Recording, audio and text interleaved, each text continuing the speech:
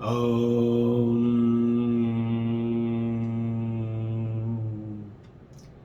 Asato Ma Satgamaya Tamaso Ma Jyotirgamaya Mrityurma Amritam Gamaya. Om Shanti Shanti Shanti. O Divine Mother, Mother of the Universe, Jagat Janani, our Param Guru, Adi Guru, Param Guru, Mahavatar Babaji, Gurudeva Sri Yukteswar Giri, Larima Sahib Paramhamsa Yogananda, Sri Sri Swami Vivekananda, Holy Mother, Sharada, Paramhamsa Ramakrishna. Hold our hand and guide us through this session and every moment and every session of our days and life.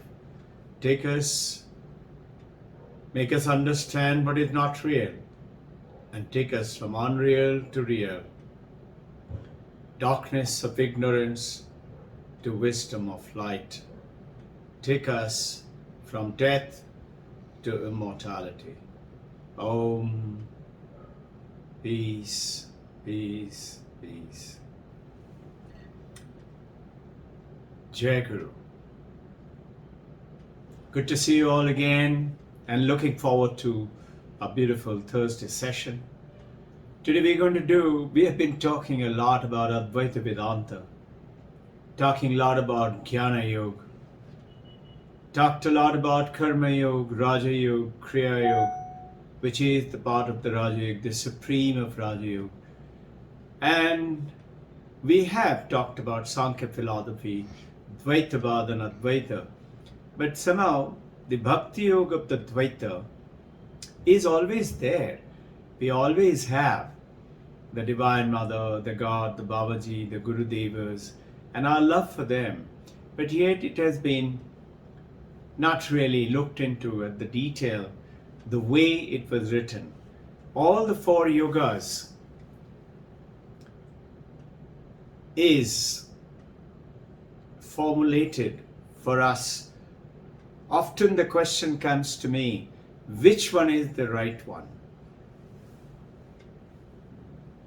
It is actually something. Supposing you love to do a lot of good work and love to do selfless act, and you are a person of a good Samaritan, like to work for other people, you get great joy to see other people smiling and feeling happy, Karma Yoga is the answer for you.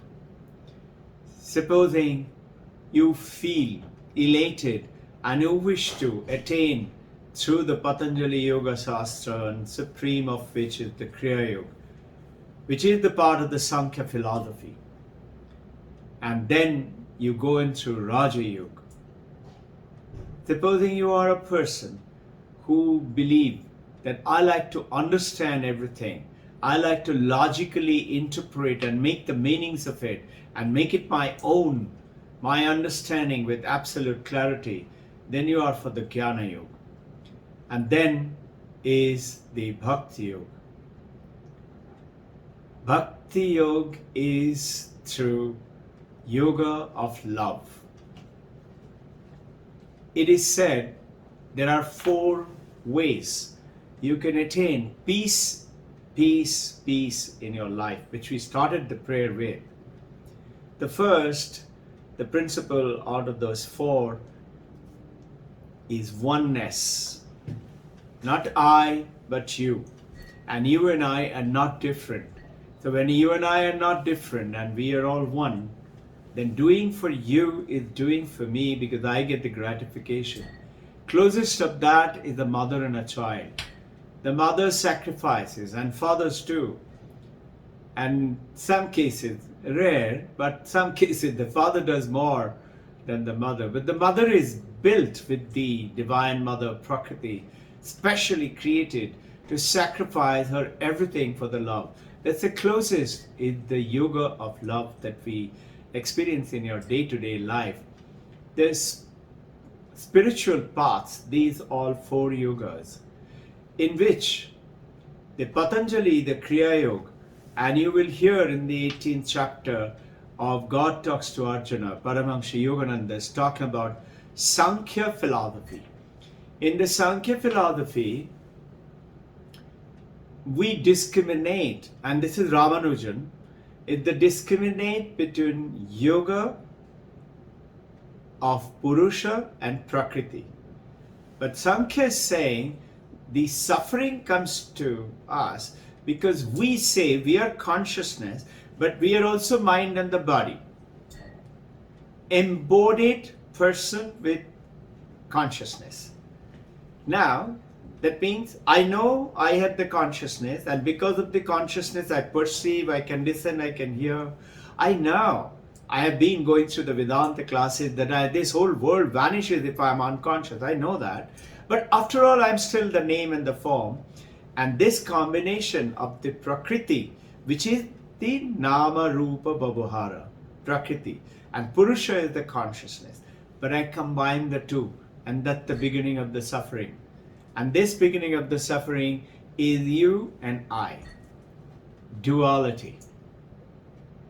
And yet, Bhakti Yoga goes ahead and tells at the end, you say, but Bhakti Yoga is duality. God is out there and I'm out here. It is. It starts with that. And love for God. And let's take it on progressively as we go along. Generally speaking, we combining the two and make it at Prakriti and Purusha as one. And that is where this suffering begins. We can't discriminate between the two. And this, we believe we are doing everything for self. As we are getting along, as we are growing up, children who are growing up in front of you, your children or your maybe friends, brothers, sisters, or your grandchildren, as they're growing up in front of you, you see how they're growing up. They're learning various skills. With the skills, they want to go out and they want to get higher degrees and professional-oriented, job-oriented skills. And then they get a job. And what? Earn money. Mama, if you're a good child, I have earned this, my first pay, and this is for you and God. Otherwise, it is for me and I'll give a little bit to mommy and daddy. So what are we doing? Everything that we're doing is for this little self. Money, fame, name, relationship, me, myself, and mine. This is mine. I have bought this for myself. Have you seen my latest, whatever it is? And this is where is the problem and the suffering comes in. And this is what we talked about a little while ago, that oneness. And this is why I was wanting that the whole world, the universe, the ancient masters, rishis are talking about, visualize it at oneness. You look at it, the moment we took the tendency of, you see it carefully. Let's say on the Sunday session, sometimes we feel like putting the screen off. Sometimes when there is an emergency or something like that, I can well understand. But see, you had no opportunity to put the screen off when we were having Sunday sessions here. And you got well dressed and came and cleaned up and all tuned up for 4 to 5 hours of session. It used to be always 4.5, 5 hours of session. And you were there. Yes, sometimes when you did go off to sleep, okay, you went off to sleep. I would say that's quite alright. Why is it alright? It is better to sleep at home or better to sleep over here. I say you're going off to sleep here because of something else.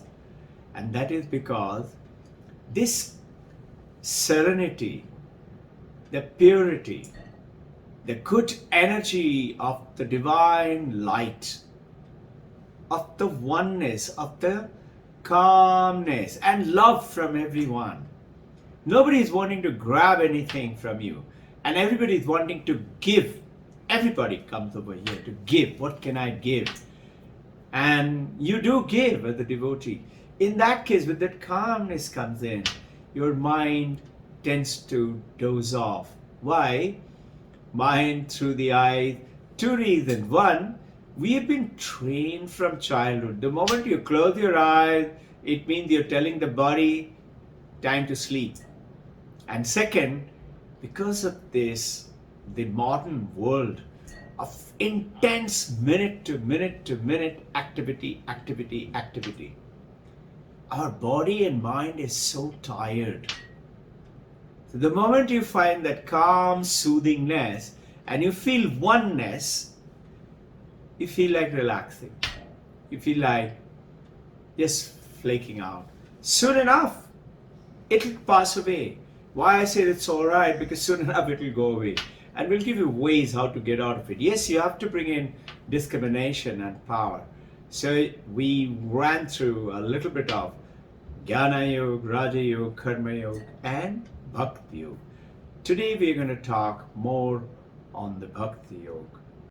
In the conventional sense, the most of the process of the Bhakti Yoga is singing, bhajan, doing worshipping, practicing in the temples, mosque, church, going down centers of the Vedanta, like what we do with practice of the knowing of the Vedanta. They're very powerfully charged. And they all give us a kind of a sense of a good feeling. But this is all as the Swami Vivekananda's Bhakti Yoga of the 4 books. It is the kindergarten state, the advanced stage of the love for God. I do it because I love you. And these comes in various forms. In the advanced spirituality, it is God alone. And that sense that I do it, either one of all the yogas that you're doing it because you love God. Whether you're approaching through Jnana Yoga or Karma Yoga or Raja Yoga or Bhakti Yoga, because you love God. And in the Bhakti Yoga, it is the Bhakti alone, it's the power of the love alone is going ahead and channelizing you towards God with one thing in mind, and that's renunciation, renunciation, renunciation. The most important part of the Bhakti Yoga is renunciation, tyaga. It's very tough because suddenly you say, I have done all my work and I have acquired all these items, and you're suddenly taking it away from me. We feel that because I've taken this step, it has to be taken away from me. One is that, and one is there is an inner renunciation comes in, where it is like a closest simile, a very crude example. Let's say from childhood onwards, I used to have that. I used to dream that when I start earning money, I'm going to buy lots of Cadbury chocolates and I'm going to eat myself. Who? I used to think. And of course, while eating, I might give a few here and there, but the main intention was I must buy the Cadbury chocolates. And supposing you come to that state where there is so much of Cadbury chocolates, the cupboard is filled with Cadbury chocolate and Swiss chocolate and Canadian chocolate, you suddenly find there is a desire is gone away and you feel like giving it away. And this renunciation is tyaga. Tyaga comes in with bhakti. Mother's tyaga, father's tyaga, our elders' tyaga for the younger generation. It's okay, you have it. But the beauty about this is a little girl, 5-6 years old girl, eating Cadbury gem and eating. And you passing by and you lovingly say, "Hi, eating Cadbury jam?" And she smiles. Supposing you try to pull her leg by saying, "Shall I take some?" The moment you make a move like that, she will cover it like this. No? But supposing you put your hand on the head and said, "Very nice, eat, beta, come, have." Now, this child is like God. She's going to act like God now. The moment you say, "I don't want it," she will say, "Please take one." And you're going to say, "No, beta, you have, I'm not interested." Now it is her turn to get up from there. She's not going to let you go. She will run behind you till the time you take one or two or something like that. And now she is happy and she'll go back. Notice this is how exactly in the Bhakti Yoga God acts. If you know already, if you learnt it through the Vedantic session, Brahma Satyam Jagat Mithya. This world is not true. And Brahma and Jagat through the Sankhya, Prakriti and Purusha. Today you might hear a lot of, instead of Advaita, Dvaita Vedanta, our purpose is talk on the Bhakti. But eventually you will find a beautiful similarity between the two. And our journey today is to we will take you to quite a bit. We'll do more in detail on this Sunday session. Idea of the Thursdays is that you should pick up some interest, do some more reading, and come up with more doubts and questions, clarify them, feel them between Thursday and Sunday through your own meditation. Remember, Advaita learning, Shravanam, listen carefully so that you can repeat what has been spoken to. With that clarity and attention. Manana, after you do that, being able to repeat, now you reflect on it, what has been spoken to, understand it, analyze it, dig, find out, search for some good questions. And then Nididhyasanam is through the meditation, realize it. You will see beautifully, it will sink into you. New things will come up. Then you make it your own. The moment you realize it, it's like tasting that vanilla ice cream or mango Alfonso. The moment you taste it, you realize it, you know that this is what it is, what we are talking about. It is Vedas, Upanishads is talking about, it is the renunciation alone which gives us the ultimate understanding, and it is not giving away, but it is you don't feel like grabbing onto it anymore, and you feel the oneness that whether it is you have it or I have it or you give it away, it is still yours, because you know there is no difference. Remember famous analogy, all the gold in PNG or Tanishq or Tiffany ornaments are all made of gold. Gold is one. It is all the gold, if you melt it, all the ornaments, if you melt it, get back to the same gold. And same gold can be reformatted into. It is all the waves of the ocean are made of the same water. The water alone, not made of, water alone has chosen to be the wave and the ocean and the rain and the waterfalls and lakes and ponds. So, going ahead with understanding of the Karma Yoga, you're doing it because of a spiritual habit of you love doing it without expecting any result. When you do the Karma Yoga for myself, I have to do this because to earn something, that is with an intention of, that's not Karma Yoga. But when you do it because you love doing it for God, then it is Karma Yoga with detachment and the love. And when you're doing this, whether it is at the temple or the church, it's as a selfless action. And that is where you are going ahead truly with the devotions. The same actions and the purpose is not gained by when you're doing it for the little purpose, little person of this me. It's not the me, but when the goal is selfless action, I do it for you, God, you, Mother, you, my Gurudev, because this is what you have given, is the teaching. And mind you, this Bhakti Yoga is coming into that Karma Yoga part also. And going on to the Jnana, the meditation, the path of Patanjali through the Sankhya, as we talked about it. Going into the Raja Yoga is same Purusha and Prakriti, Brahma Satyam, Jagat Mithya. understanding and taking it away. In the Bhakti Yoga becomes very sweet. It is not as if somebody is taking it away from you, those things which you wanted. You feel great love for just giving it away. And you notice you giving it away, it's like that Cadbury gem with the little girl. It is smooth, you don't even notice it when it is not there. You don't feel the absence of it when you're truly doing it for the God.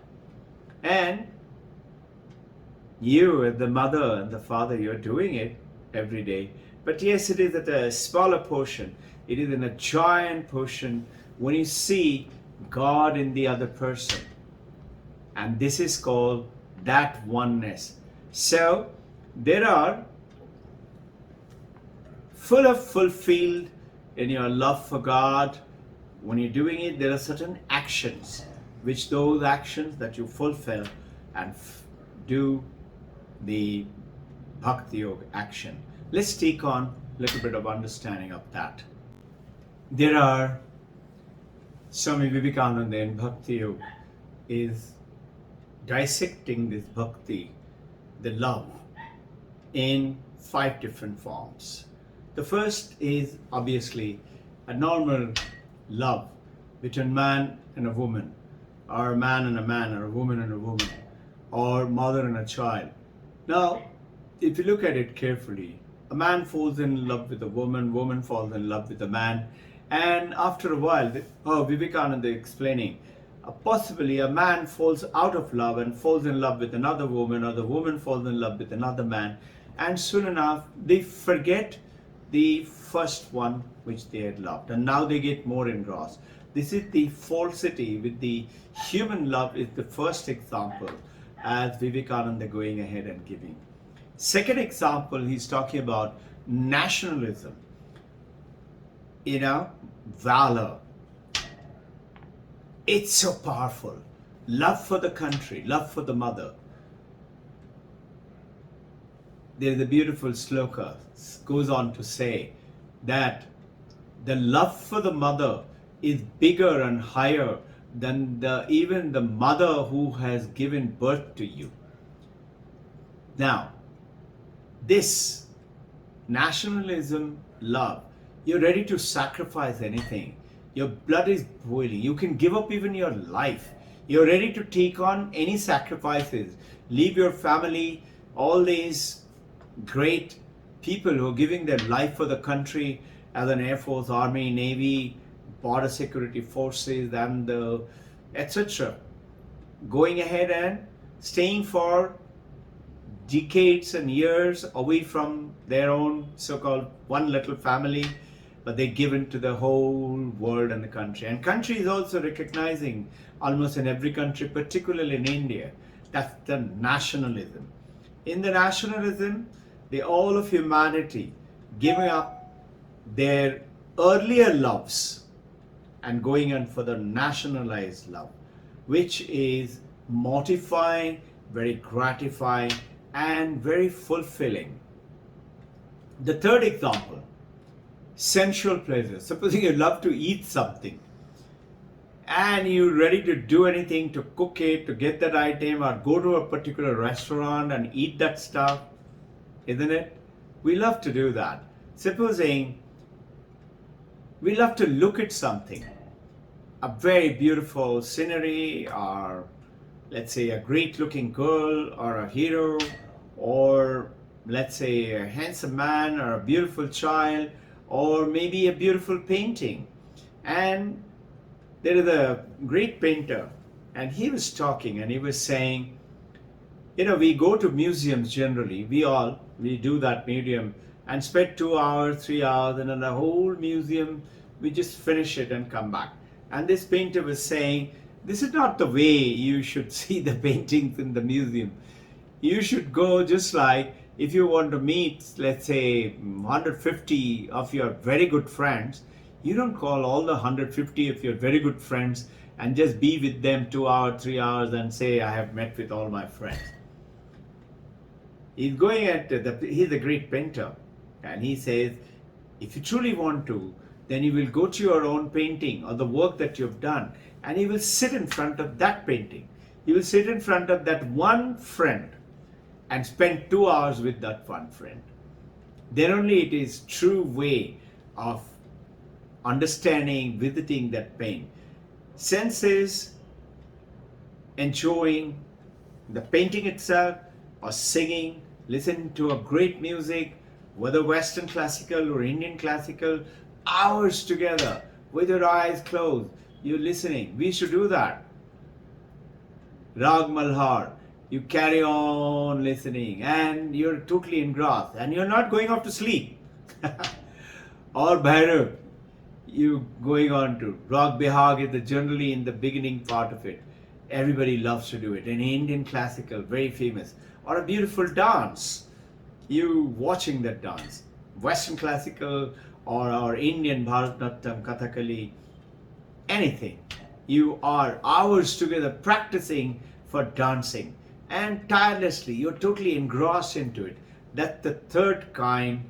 What is the fourth kind? What Vivekananda is explaining is you see the night sky, beautiful, dazzling, cloudless sky, wonderful stars. Little later the moon rises. The stars are still visible but very dim now because the moon is bright and shining. And when the moon rises, the starlight is there, but when the sun rises, the moon dims. Moon is still visible. The stars are almost gone or gone. And now the sun is the blazing light. Just like that, Swami Vivekananda is explaining, and it is so talked about in Upanishad. The fourth example, when the love of God, the love of Bhakti Yoga, love of yoga, yoga of love, shines upon you, one drop of tear, Tulsidas says, is more gratifying than hours of listening to any one of these, the three examples that he's quoted before. This sensual examples go away, sacrifices come. I want to do it for you. And in which you go ahead in the beauty of the bhakti, you don't have to give up any one of your things. You don't have to even give up any one of your emotions. Like if you're upset, if you're disturbed, and your mind is talking. Just on the last Sunday, if you remember correctly, Achula asked this question, the mind keeps talking. Yes. So what do you do now? In the Bhakti Yoga, you convert that conversation to God, with God. The whole conversation, your greed, your anger, get angry with God. God, what is this? You are visible, Divine Mother Kali, you were visible to Paramahansa Ramakrishna, Ram Prasad. Why not me? Why aren't you showing yourself to me? It's 9 o'clock. In the Bhakti Yoga, you can take on every one of the emotions and you go ahead and divert it towards bhakti. So, a beautiful statement is you humanize the divine relationship and divinize human relationship. What does that mean? You humanize the divine relationship. So you call God as your mother, as your father, as your child, as your friend, as your Lord, and you are his servant or you are his friend. And you know, you all are very well traveled, you know the examples of all of them. Or divinize the human relationship. The human relationships, what we have, you divinize it by saying oneness. I see God in you. So when you see God in your husband, God in your wife, God in your child, God in your friend, God in your, that one who's been very harmful and harsh with you, with harsh words, you pray for that. And you see the divine greatness in them and not that ugly thing that they were doing. So you divinize the human relationship. The moment you start to do that, you don't have to suppress one single thing, all directed towards one divinity. Complaining in spiritual life is not welcoming. There's a beautiful statement in the Himalayas. They say, रोते हुए कौन सी योगी को कोई चाहते हैं. Nobody wants a complaining yogi to be company. They want always a cheerful, joyful, smiling, divine. So that one Brahman, that one God, that one Divine Mother. So now notice in this you have baby Jesus, you have Gopala, you have Krishna, and son and mother relationship. Yashoda Mata to Gopala, and similarly going to Arjuna and Krishna and Tulsidasa and Rama and Hanumanji. And what is Hanumanji saying? Hanumanji was asked by Rama, what do you think of me? Hanumanji is saying, Deha Bhutya Daso Ham. When I think of myself as the body, Shariram, I think of myself as your servant. And he said, Jiva Buddhya Tadam Sakha. When I look at myself as Jiva, that is consciousness and the body, like Samkhya, what we talked about, Prakriti and Purusha, I'm your friend. And he goes on to say, Atma Buddhya Tvameva Aham. When I look at myself with the soul and the spirit, you and I are one. There is no separate. Iti me nishchita buddhi aham. This is what is my final verdict, who I am with you. So it depends on you and I. If we look at it ourselves, like the Hanumanji with Rama, this is how we are also doing it. And this is exactly our Upanishad that going ahead and explaining to us. So let's proceed from there. If you look at around the world, everything around is the lower to the higher form of the life is because of the blooming of this. The bees, honeybees, are getting attracted by the flower and pollinating them, and look at it. Freud and Jung, both of them, the great philosophers of the world, is talking about the same thing. That we think this bodily attraction created by Prakriti as the Maya, the men and the woman, and so is in the nature itself, everything is by the attraction, and we think that is who we are, and we align ourselves with that, is a big mistake. Even Freud and Jung is saying, Vedanta is of course going on and saying it. So it is not the nature, physical attraction is what is catching. We try to look good and look smart and look sexy and look muscular. Sure, go ahead and take care of your body and the mind and the health and be charming, be attractive, but remembering all the time, divinizing the human relationship and humanizing the divination. The attraction of God, when it comes in, it's like the sun rising. Then the physical properties go away.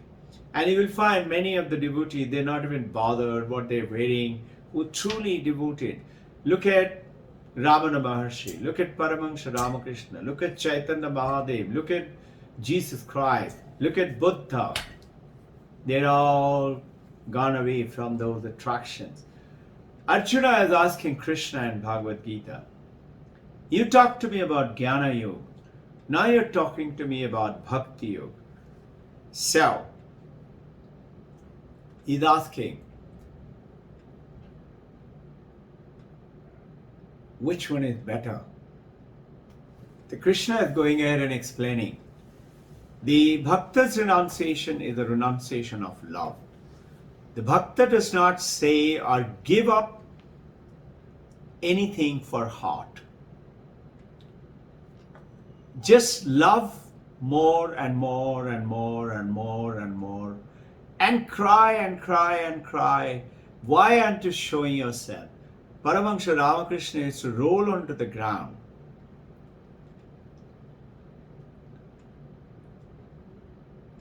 The more you go towards east, west falls behind you, isn't it? The more you go towards that love, that physical attraction falls away. The more we go into one direction, more the other direction falls off. The opposite directions falls behind. More you go towards God, the attraction of the physical world automatically starts to fall off.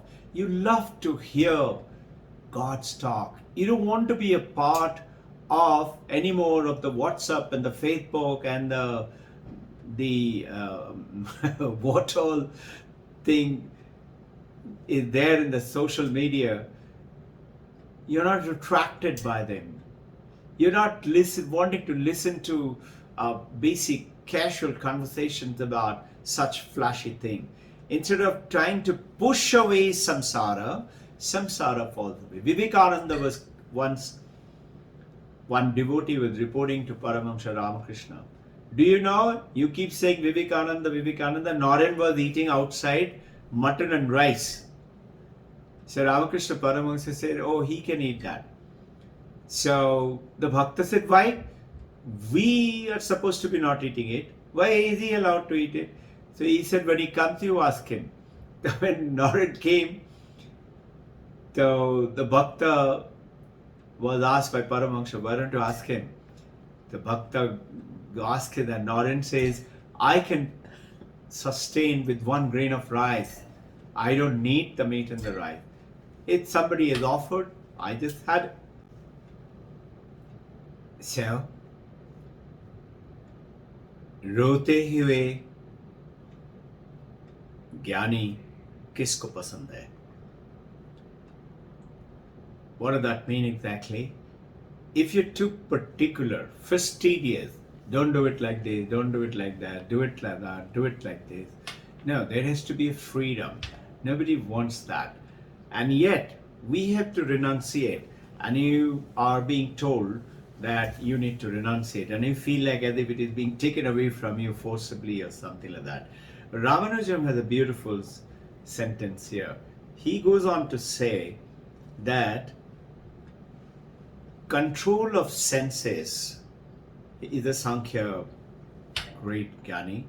He says control of senses comes automatically when you are following the marg of Bhakti Yoga. When you know you're not separating the Prakriti and the Purusha, but you know the material world and the consciousness, you're aware of both, and you're playing the role of the both. In Bhagavad Gita, when Arjuna asked, I talked about a little while ago, I didn't go ahead and give the answer at that point of time, that which one is good, the Bhakti Yoga or the Jnana Yoga path? Tell me one path. And Krishna said, undoubtedly the first one, that is the Bhakti Yoga. He is giving answer directly, the Bhakti Yoga is the better one. So you might be saying now, what is it? We are confused. No, don't be confused. Look into the whole thing and proceed. We need to practice all four, and all four, it is like, supposing I ask you, many of you are father, mother, you're also a friend, you're also a husband and a wife, you're also a professional, you're also a student as learning, you're also a devotee. I ask you, mark yourself 10 out of 10. How much out of 10? 1 is the least, 10 is the maximum. Many of you would mark yourself as 6, 7 at various things, or 8 or 9 or 10, and also 3, 4 like that, depending on which one you think at the earth falling short. What the Vedanta is saying, you are a 10 out of 10 in every one of them. So you play the role, and your sadhana yoga is practicing playing that 10, role of the 10, perfecting yourself. And this is what is the Krishna is selling. So who is the better yogi? It is the Bhakti yogi, but then coupled with the Jnana yoga. And nothing wrong with the path of the knowledge. It is the royal path, but it is a direct path of the enlightenment, and we are saying the path of the knowledge coupled with the bhakti and the raja and the karma and the jnana then is the ideal path. And this is what we are practicing today. So the impersonal absolute through the various relationship that we are doing, that is role of making God the baby, or our Lord, or our friend, or our husband or the wife, like Meera and Krishna, and different. Ramanujan is saying that enlightenment is possible if you learn how to control the senses. And it is easier to control it instead of stricter things. Do it this combination. This is why the beautiful amalgamation of all four yoga. Vivekananda talked about it. Paramahansa Yogananda is talking about it. They're not telling throw away everything and run away. He said be in the samsara, but play the role and develop that oneness. And second, express the divinity from within. Entire Vedanta, if I have to put it into 2 sentences, express that oneness and understand that oneness, feel it, and then inner divinity, express it in every walk of life. So you are continuously wanting, you want to, let us say, desiring. You can continue to be greedy, lustful, angry, jealous, happy, miserable, talkative. But the beauty here with the 4 path is do everything with God. Instead of fighting with your partner or the friend, fight with God. So what happens? It is God, God and God alone which comes into the entire journey. There is a beautiful expression of Vivekananda called the triangle of love. You know the triangle, 3 cone, 1, 2, 3, 180 degrees. So in that, the first angle is there is no bargaining in love. No give and take. First you love me, then I love you. No. Your is just loving. You just love. Yes, you expect love, you expect to feel all that. You expect it. That's called you're human. But make yourself like the mother. Mother expects very little from the child. She just wants to love. And not I love you and then you love me, but give. Real love is just because I feel like giving you. Just because I feel happy by giving you. And when you expect something in return, that is not love. Whether in karma, it is not karma. That is a simple human animalistic love. But God's love is just giving. And the beauty is the moment you're just giving, you attain that powerful, enormous Sat Chit Ananda. You're experiencing the Ananda now. In Mahabharata, Kunti is telling Krishna, let me be born again and again. Let me suffer as much. When Krishna asked her, what would you like? Kunti said, but let me not, don't take away from me that I want to always have your feet in my heart. That Krishna, that you are with me. So this is the devotee does not want to become one with God. Devotee wants just the love of God. There is separation still in the Bhakti Yoga. In the Jnana Yoga, you are one. There is only one. All are water. All is consciousness. All is one. So there is this little discrimination going in. In this second, this is the first angle.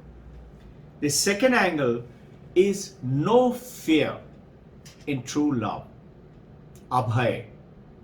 So humanizing the relationship with God without any fear, because God is mine and I am talking to God. Nobody is hearing other than me. When you develop that kind of, then the beginning of the religion generally starts with fear and awe. If I don't do this, then I had it with the big man or that boss, meaning that I don't go to the church, go to the temple, Shiva will be angry, or I'm leaving, rushing up for my office, and I lit the agarbatti and the candle for everybody, and I would say, oh, I forgot to light the agarbatti and candle for Ganapati. He's going to get angry with me and curse me. That's with the fear. But God is our own. With the Bhakti Yoga, as much as you can make God your own, the more and more advancing stage happens in Bhakti Yoga. God is my master, I am the servant, is one. Further, God is my friend, God is my father, God is my mother, God is my child, and it is a great feeling of fulfillment is just by giving to God. The third angle is the Bhakti knows no rival. Love of God means there must be only one love in our life. Bhakti. True love is always one love in life, and it is all consuming. Look at Chaitanya Mahaprabhu, Jesus Christ, Paramahansa Ramakrishna, Mahavir Jain, Guru Nanak, Guru Gobind Singh. Look at Buddha. Absolute oneness. Buddha did not believe in God. He says, Atma Deepo Bhavo. Bhakti's real love is becoming all consumed. You're always only on that frame of mind. And you always know, I am the lover of God. So stages to devotion, there are a few stages. First stage starts with Shraddha. You must have respect. I cannot learn German if I don't have respect. So remember Shata Sampatti, Viveka Vairaga, Shama Dama Upurati, Samadhana, Titiksha, Shraddha. This is the Shraddha, respect. In every religion, a pace which is respected. In the temple, Vedanta society, like what we are doing in an ashram, and a little mosque and a church, and a little respect for what you're learning. Otherwise, you can't learn. If you put down a shutter, then the shutter clicking will take place, and there is separation. Pictures, the bhajan, which you respect, beginning of devotion is respecting. Love and fear, they never go together. So fearless love, Abhay. So getting interesting and coming into towards the end of our session today. So the first is Shraddha. We need to have that respect. The second stage is Priti. Priti is pleasure. I must have pleasure in loving God. I should feel great. It is not expectation. You will certainly find conversation with God will start off. Everything that you're doing, you talk to God. And you will get messages. God may speak to you. God will give you a message. You will get those. You enjoy being in the presence of God. You enjoy being and sitting together, just talking. Before you do anything, you talk to God. And you will get messages. You will get connections. You will be hearing voices. You will be hearing great Nada Brahma. That is Pranabha Dhvani, Omkar Dhvani. You will see divine light. You will see the divine visions. And all the time, you will find wherever you go down, if it is a good, that presence of the spiritual, like a temple, like a church or a good house, you'll find that presence there. And you will enjoy whenever there is such presence. Listening to God's name, God's word, instead of Instagram, instead of WhatsApp and Facebook. I'm not saying give up those. You see, automatically they will give you up. Somebody asked Paramahansa Ramakrishna, now that you've initiated me, do I have to give up? Eat meat, flesh? Paramahansa Ramakrishna said, why? What I have taught you is less powerful than eat meat, fish and egg? Don't worry, when the time is right, they will give you up. But the same thing happens is here. You will find those other things which are distracting and pure physical and enjoyment, they will give you up. And you will enjoy. And whatever you're doing now, you will do it for God. You're still doing it. You're still playing tennis. You're still playing. But you know now that you're playing the role. Like the wave, which is realize I'm water, then it knows every other water is also. Now, you also would love to be alone with God. You know, it is a very powerful message, very powerful message. Most people are committing suicide and scared about what happens when I become lonely. Instead of being afraid of being lonely, you love being alone. Aloneness is not loneliness. You can be alone in the crowd of a fish market and you can still be alone. And you can be lonely in a crowd of a fish market all by yourself, or in a big party and you're feeling all by yourself. You're alone.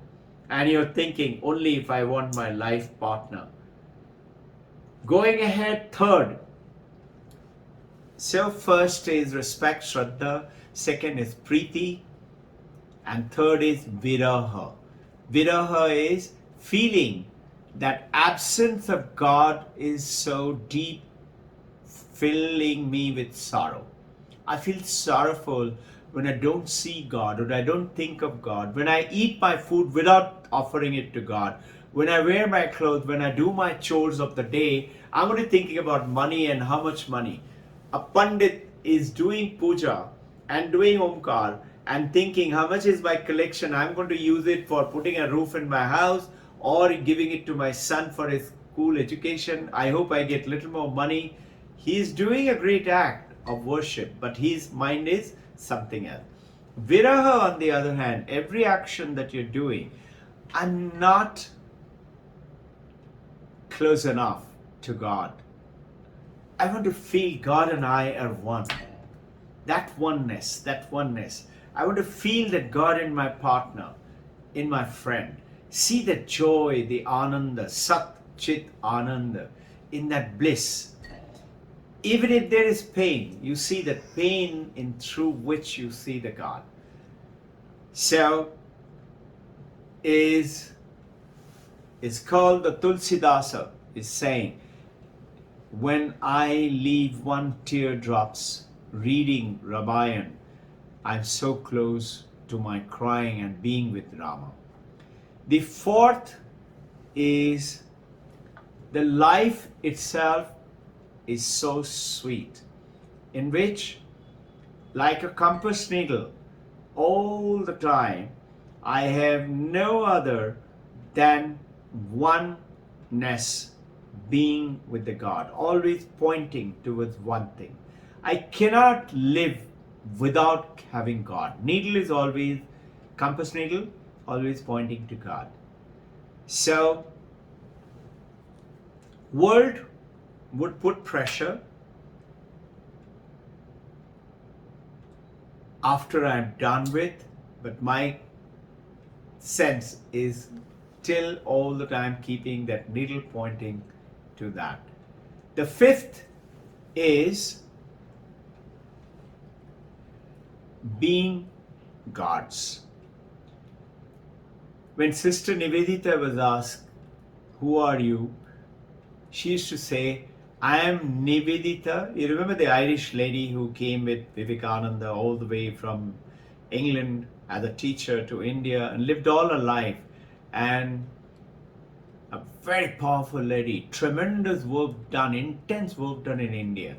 And she didn't leave India. She stayed in India and left her life at the very early age. Vivekananda left his body at 39, she left her body at 44. And she used to say, I am Nivedita of Ramakrishna Vivekananda. Who are you? I'm Nivedita of Ramakrishna Vivekananda. You know, some of you have read about Sister Teresa. Teresa, you've read about autobiography. Paramahansa Yogananda is writing.